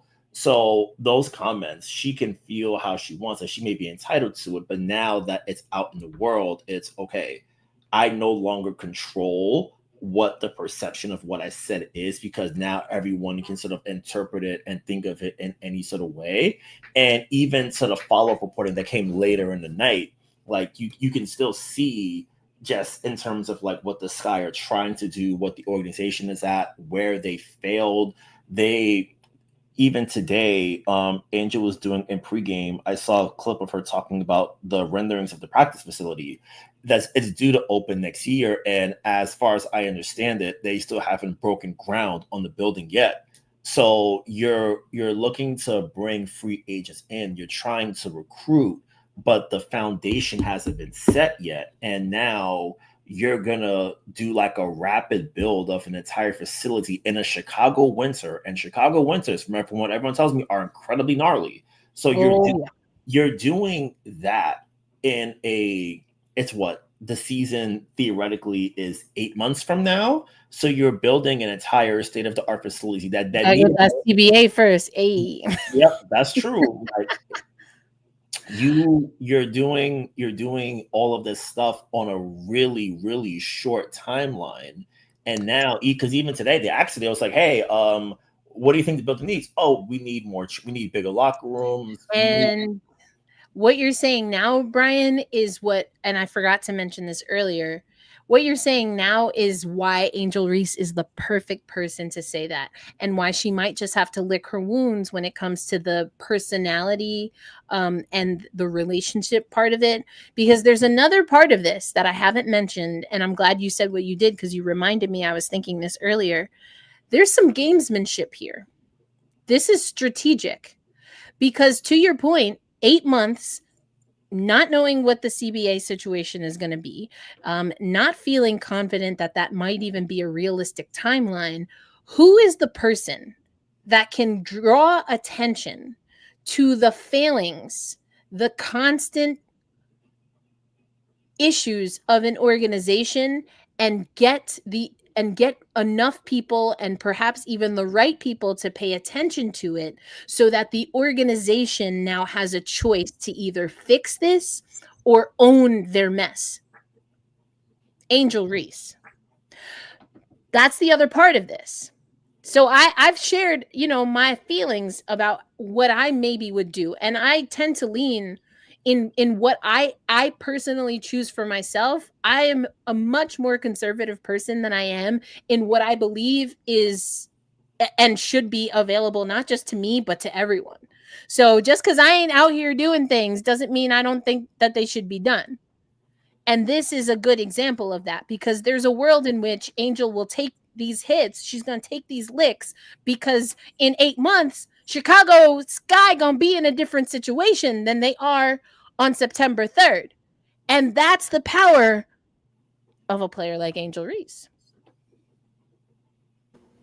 Yeah, and that's what I was saying, because like she's only in her second year, but the power that comes with her, the power that she brings, and like I said, I think it would be much, much worse if that had come out earlier in the season, because that could be used to say, oh, it's a locker room problem. Yeah, that's true. And now it's more, she's looking, you can see that she's in a certain way reflecting on how the Sky's season went and what she doesn't want for her career. So she's saying, I'm not going to settle for that.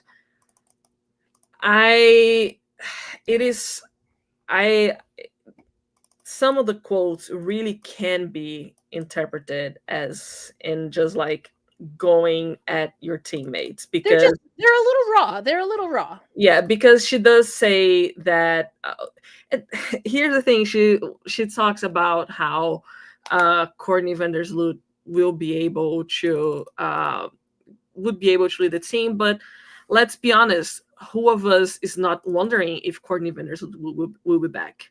And also, Brian and I talked about it all off season.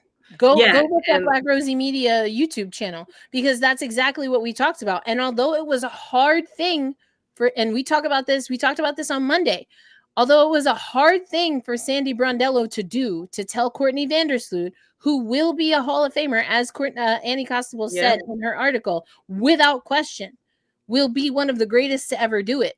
And to have a conversation with her and say, you're going to have to come off the bench in the playoffs. Yeah. And the fact that Sloot did it, but then also Sloot stood on business. She did that because that's what was required to win a championship. And then she's like, oh, and also, this is not what I see for my career. So, you know what I'm saying? Just because you have to do some things sometimes doesn't mean you always agree with it. But what Angel is saying is a conversation that Courtney Vandersloot should be familiar with because she had it to some extent last year with New York. Yeah, and Haley Van Leith or Bannon cannot just like take over for Vandersloot because they are not prepared to they're not Courtney Vandersloot. No, like they're not. They are not. The thing is that I do believe that if Courtney Vandersloot had a healthier year, this guy could be in a better situation. Yeah. I think that there's so much going on with that team that, you know, at some point, you know, a frustrated employee can only hold on to so much. Yeah. And Andrew Reese has so much leverage against this guy, so much leverage. And this guy has messed up so many times. It's just like, let me drop. There's an expression in Portuguese that says, água mole em pedra dura, tanto bate até que fura. And it is water that's soft, água mole, that hits the rock, from so much hitting it breaks it. So like at some point that franchise has been hit so many times with soft blows, with heavy blows, and then you have injuries, which it's a big hit to that rock, and that's what maybe is going to have something. And Angel, she, during the presser, someone asked her, are you frustrated with the team? And she said, I am frustrated with myself. And she said that she didn't want to disrespect her teammates. So yeah, she did. And Rachel Benham was right next to her. She left. So the Sky has a lot of work that they have to do. They need to get their stuff together. Firing Teresa Weatherspoon was a monumental mistake that they are never going to recover from if they don't get actual, if they don't make real changes, you know? So, yep. And again, Angel Reese can push the issue. And the fact that she leads with, I would love to stay here for my career. Yeah. Again, gamesmanship. Whether that's real or not, only Angel Reese would know. But if you're a Chicago Sky fan, if you're a Chicago Sky season ticket holder, if you're on the Chicago Sky owners as one of the owners, and you see a player to the level of Angel Reese saying, I would love to stay here, and if things don't change, I don't know that I have a future here. That is a signal. That should be a signal. And I think Angel wants it to be a signal. And the fact that she could come back to win some point here and apologize to her teammates, that's the only, and it's a small piece of the larger conversation that we're having, but it's not an insignificant piece. No, it's not. That's, and the reason I wanted to have and spend time with this is because I do think that her being able to clear things up with her teammates, and even if she never told us that she did that, she needed to do that with her team. And I'm sure she did. That needed to happen, to Brian's point earlier. You know, so I'm glad she handled that. And I didn't have any doubt that she would, because even though I was like, oh, I don't know if I would have said that, I never was like, well, Angel said that to be mean. No, yeah. No, she wasn't. She wasn't taking digs. She wasn't jabbing at her teammates. Angel Reese, if you ever get her to sit down and talk about pure basketball, her mind moves so fast, and you can ask her one thing and she will bring up multiple things. She can remember things from years ago. You know, she and will give that answer. Like I saw it when I covered her in the NCAA tournament several years ago, but that's how her basketball mind works. So when you ask her something that she has thoughts about, I wasn't there for the interview, but that's how I probably see this going. She got asked something, she had a lot of thoughts, it was top of the mind, and she was like, you asked me this, but it relates to this, and 2 years ago that, and that's how it connects to, you know what I'm saying? She was like Dennis Rodman doing all, you know, like I can see a world in which that was happening, and then this is the article that comes out. And I think it goes back to what Brian said. Julia, fantastic get here, right, to unearth this. I'm going on the assumption that she reported accurately, warmly and accurately. That's what we always should aim to do as journalists. There's nothing to me that screamed, oh, you know, someone was misquoted. No, Also, like it never escalated to that serious for me, but everything is serious when it's Angel Reese. Exactly. So, yeah. But again, this is, and so we have, you know, someone in the comments saying, I pray she stays, but isn't that the point? The point is that Angel Reese now, and I don't think this is an accident. And I think she understood fully, again, what she was doing and what she was saying. If people are having this conversation, well, if Angel leaves, is that because Chicago didn't do X, Y, Z, A, B, C, C, D, F, you know, then again, Chicago has to answer to that. So Angel might have to answer to it now, but in the long run, it's Chicago. And in that case, tip my hat to you, sis. Abso-freaking-lutely. She's so smart. Like she is very underestimated. I always thought that she was underestimated because people wanted to give her that image of, you know, an angry young Black woman. They wanted to paint her that way. The way she was able to turn this narrative that was heavily against her in the NCAA, she never used that part, but she knew how to use her prominence on media to get to build her business, to build her brand. And she didn't, she exactly. And the thing is that like she isn't even, when she does her media deals, she never promotes herself as the villain, you know, oh, I'm this, so now I get this. She just knows that she has that platform, and she's going to use that platform to send the message she wants about herself. Yep. So business-wise, I think as a basketball player, she is an amazing player. I don't think she does anything unintentionally. I do think that everything related to Angel Reese is always going to be something. I don't think she said things with any ill intention. I don't think Julia wrote things with ill intention. It's Angel Reese. So things are going to be very polarized. Yeah, 100%. And I mean, we'll see what happens. But Friday, we have a showdown.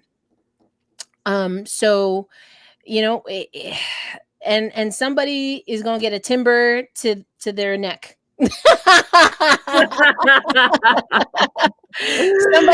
somebody better have timber marks on their neck. That's what I'm saying. You know, not literally, but as close to literally as is possible without degrading another human being. You know, we need to see some spice. We need to see some spice from both teams on Friday. It's a must win in very different situations, but very real situations for both of these teams. And I have been defending New York for sure. And I've been trying to be reasonable about Seattle.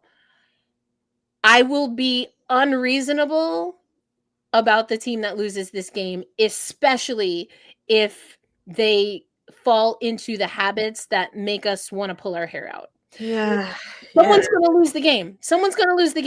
But it doesn't mean that it has to be a bad loss. I cannot tolerate a bad loss I can't tolerate a bad game.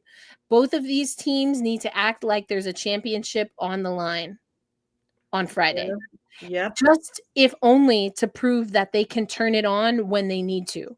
Because that's what they keep saying. You know, we have trust in our locker room. We know we can do it. We know the fan base is behind us. But you're saying this now, and it's already September 3rd. It will be September 5th by the time we get there. 5th. Like, I'm gonna need you to turn the light on, sis. Hit the faucet. Hit the faucet. It's time. It's time. So somebody's gonna lose. But if one of these teams loses in their worst version of themselves, you better believe that I'm gonna be in here flipping furniture. Cloud is going to the game. Woo! Versus Sky game. I thought you were going to the Seattle New York game. I was like, yo, sis, let us know how it's going down. Going to that game versus New York, I have a bit of hope that the Sky can win. So do we. Which is a wild thing to say, but so do we. Yeah, Kamal, we talked about this earlier. We know she's suspended. But anyway, Friday's going to be a good one. Brian, thank you for joining us. We know it's late for you, but we appreciate it. Yeah, it's super late there. Thank you. We appreciate your insight as always.